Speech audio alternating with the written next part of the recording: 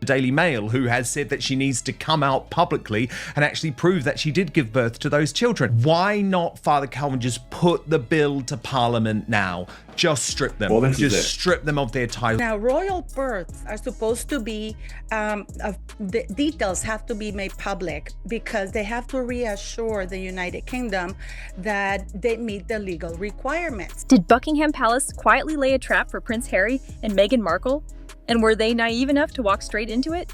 Honestly, at this point, why doesn't King Charles just take it to Parliament and strip them of their titles? Because people are out here claiming Meghan's children aren't even real, that they're AI-generated, borrowed, or staged.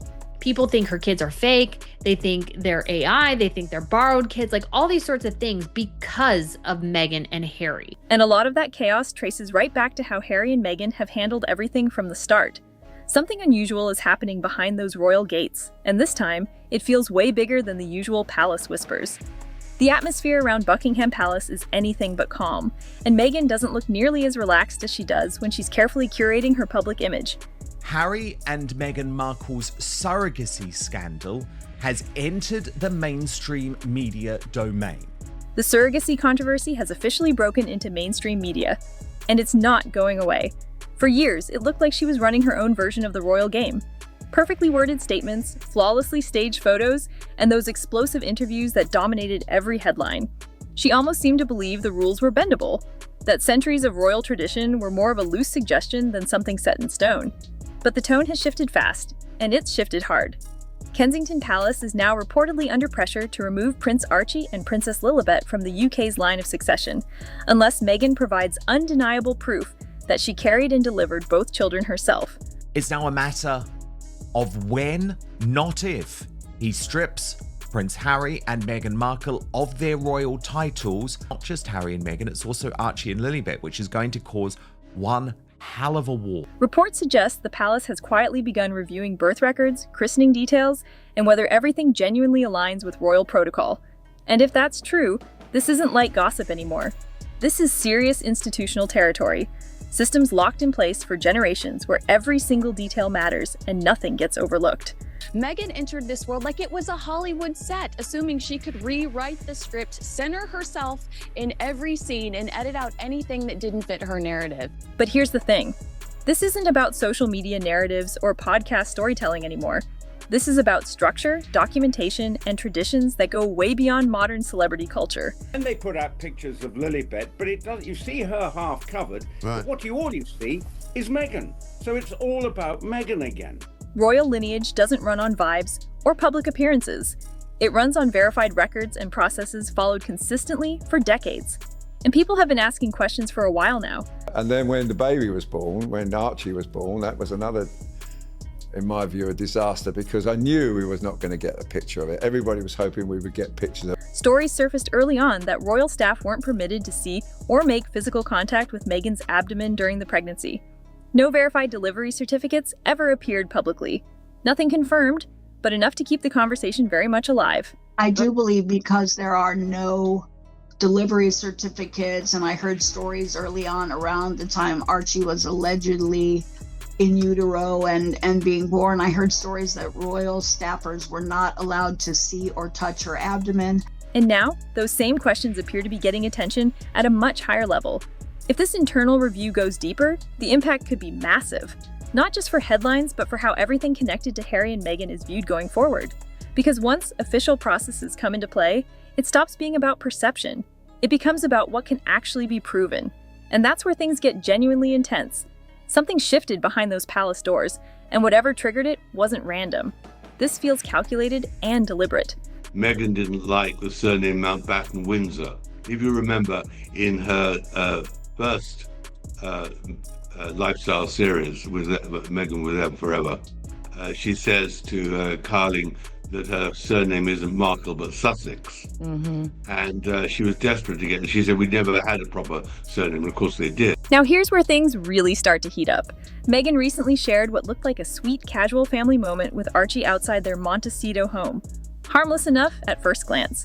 But instead of quieting the noise, it did the exact opposite.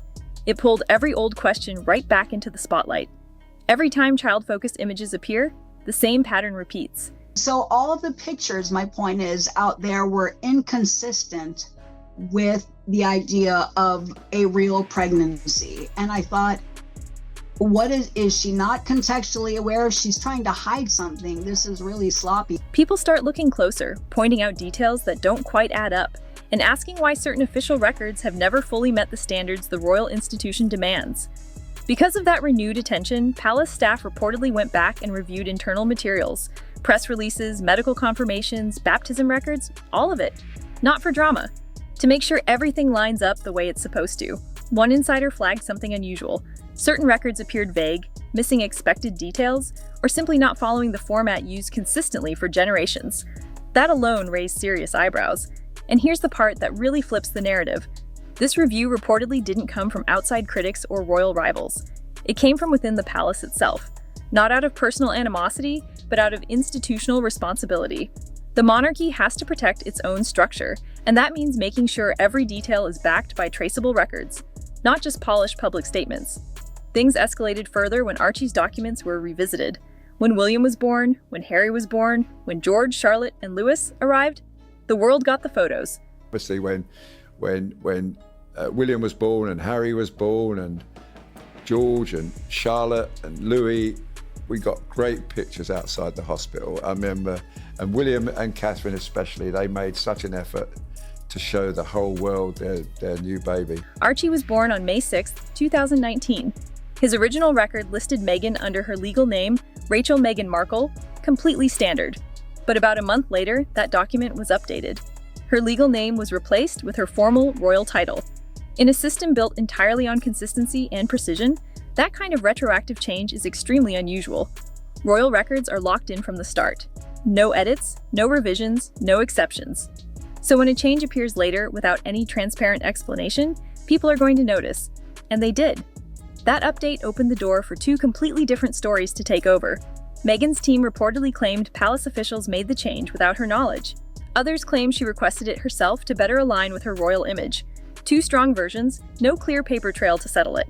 And when there's no solid explanation, questions get louder fast. Silence everybody and just produce a DNA sample or proof of delivery. If you had those things, it would be very easy just to put them out there and say, this is what happened. Then there's the royal easel announcement, the formal notice traditionally placed outside the hospital after every royal birth.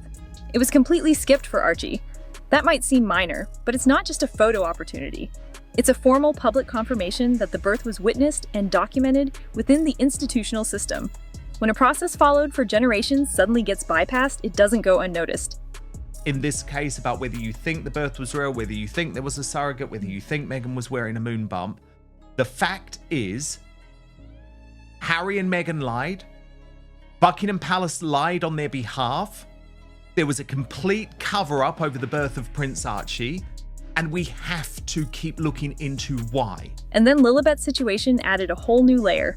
She was born on June 4th, 2021. But unlike every notable royal birth before, the announcement didn't come through traditional palace channels.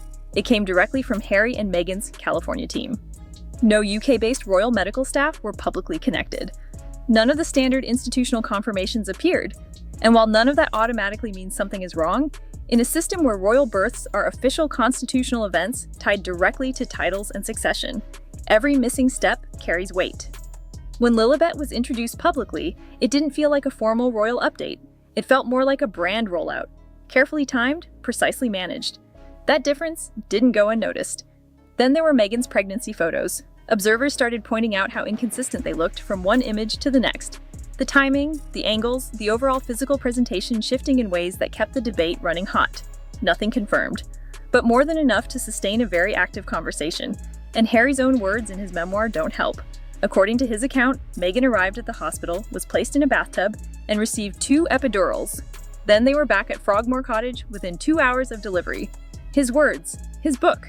Anyone with basic medical knowledge knows that patients with epidurals are not placed in bathtubs. That's not how it works. It's the first time in the history of the monarchy that this has happened. And therefore, we've all been asking, the doctor's name should be made public. You know that they put that outside with the easel, right?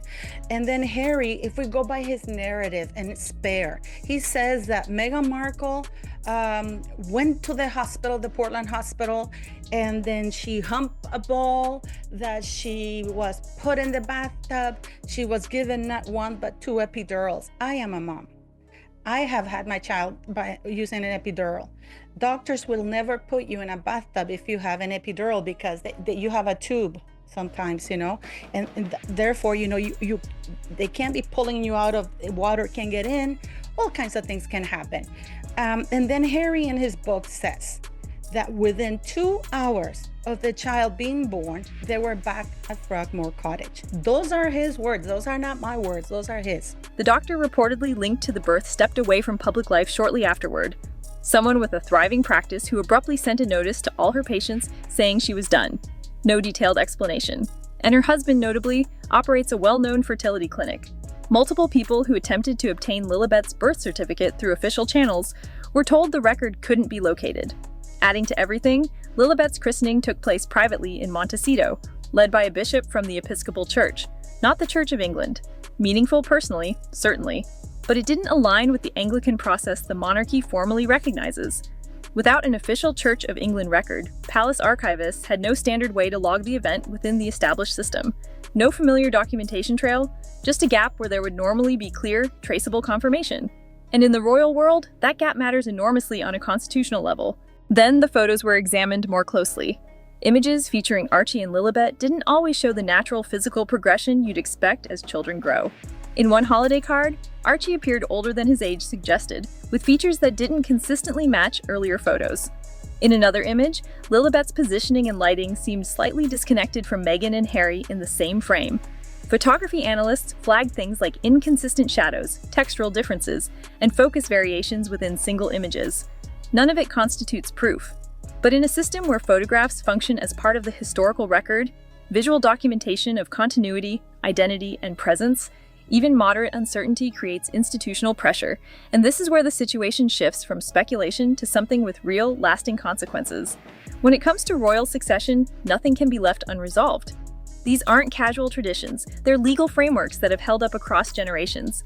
The monarchy has survived scandals, public criticism, and internal dysfunction before. But uncertainty around lineage operates at an entirely different level. If questions like this were left permanently unaddressed, it could open the door to serious legal and political challenges down the line. That's exactly what palace insiders are working to prevent, because ignoring small uncertainties today has a habit of becoming major institutional crises tomorrow. Lily, for example, me and other YouTubers, we have tried to get a copy of the birth certificate for Lily. And I mean, they're expensive. I tried to get 7 times. I tried to get it. I sent you the email of what they responded to me. And it's like they can't find the record, and they offer me to go to Santa Barbara, which is where the child is supposed to have been born, and maybe I can get it there, right? And at this time, they were going to give it to me for free. And the doctor that delivered Lily, according to what is out there, Lily was born on June 4th, 2021. This doctor with a thriving practice suddenly quit on June 20th. She sent I think it was June 20th or 21st. She sent an email or a notice to all her patients that she was quitting out of the blue. The interesting part is that her husband has a very, very popular fertility clinic. From Harry and Meghan's perspective, this hits differently. Their entire public identity since stepping back from royal duties has leaned heavily on the premise that they are parents to children who are, by birthright, part of a historic royal line. That connection has carried real, tangible value, shaping multi-million-dollar media deals, generating global attention, and elevating their story well beyond the standard celebrity framework. It's what made their narrative uniquely compelling in the first place. But here's the unvarnished truth. If any element of that lineage were ever deemed officially incomplete or unverified, it would begin shifting everything. Not in a single dramatic moment, but gradually, with mounting momentum. Titles, recognition, future opportunities, all of it becomes conditional until full verification is achieved. And in industries like entertainment and publishing, unresolved questions aren't assets, they are liabilities. Executives don't invest heavily into narratives built on foundations that could later be challenged. Streaming companies want stability. Publishers want credibility. When doubt creeps in quietly, it changes how future deals are structured, or whether they happen at all. And Hollywood doesn't usually make formal announcements when it pulls back from something. It just moves differently. Fewer calls, quieter conversations, opportunities that gradually stop materializing. No headlines, no drama, just a shift behind the scenes. Meanwhile, the silence from the palace is entirely deliberate. The less information that flows outward, the harder it becomes for anyone outside to control the story. No early leaks, no room to spin the details, just a methodical institutional process moving on its own timeline. The monarchy isn't reacting emotionally, it's doing what it has always done, protecting its structural integrity. Lineage isn't shaped by public opinion, personal branding, or the power of a compelling interview. It's built on records that have existed long before modern media ever came into play. And once a review like this begins, control over the narrative doesn't sit in one place anymore. Silence becomes the loudest move available. Every detail gets examined, every gap gets questioned. Nothing slides through unnoticed. Whatever comes out of this, whether it stays behind palace doors or eventually goes public, the stakes go far beyond any single news cycle. We're talking about titles, legacy, institutional recognition, and major opportunities that all depend on records established long before social media existed. This is no longer about perception, it's about what can actually be proven. And that's the one dimension of this story Meghan simply cannot shape through interviews, curated visuals, or carefully crafted messaging. Some systems don't bend to storytelling, no matter how polished the narrative looks from the outside. If you want to go deeper on this, the next video on your screen has Tom Bauer breaking down new claims and exposing details that haven't been widely covered. Hit like, share it, and subscribe. You don't want to miss what's coming next.